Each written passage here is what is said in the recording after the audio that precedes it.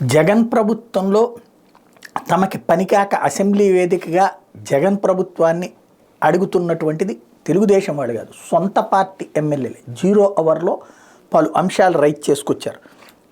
అందులో రోడ్లు బాగాలేదని, భూ సర్వేలో తప్పులు దొరికాయని ఇట్లాంటి అన్నీ వచ్చినాయి.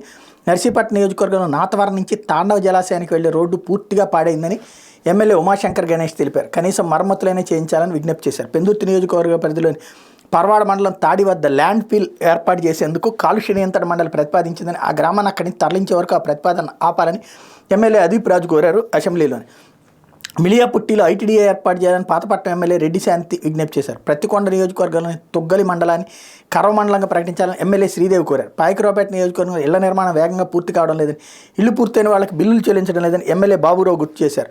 తను రాజ్యసభకు పంపాలని చూస్తున్నట్టు తెలిసిందని అక్కడ రాష్ట్రవాణి వినిపిస్తానని చెప్పుకొచ్చారు. బొబ్బిలి నియోజకవర్గ పరిధిలోని బొబ్బిలి, రామభద్రాపురం, తెర్లాం మండలాల్లోని భూ సర్వేలో అనేక చోట్ల తప్పులు దొరికాయని వాటిని సరిచేయాలని ఎమ్మెల్యే చిన్నప్పల నాయుడు కోరారు. కైకలూరు ప్రాంతంలో కొందరు రైతుల భూములన్నీ కలిపి చేపల చెరువులుగా ఉన్నాయని, భూ సర్వేలో ఎల్పీఎం ఒక్కటే ఇవ్వడం వల్ల సమస్యలు వస్తున్నాయని ఎమ్మెల్యే డి నాగేశ్వరరావు చెప్పారు. ఈ సమస్య పరిష్కరించాలని కోరారు. కర్ణాటక చెందిన లక్షల మంది భక్తులు ఉగాది, శివరాత్రి కాలిబాట్లో శ్రీశైలం వస్తుంటారని, వీరికి అటవీశాఖ అధికారులు అనేక ఆంక్షలు పెడుతున్నారని శ్రీశైలం ఎమ్మెల్యే శిల్పా చక్రపాటి రెడ్డి చెప్పారు. భక్తుల కోసం స్థానికులు భోజనాలు తయారు చేసి అందించేందుకు కూడా ఆ శాఖ అభ్యంతరం చెప్తుందన్న. 2-3 నెలలైనా ఆంక్షలు లేకుండా చూడాలని కోరారు.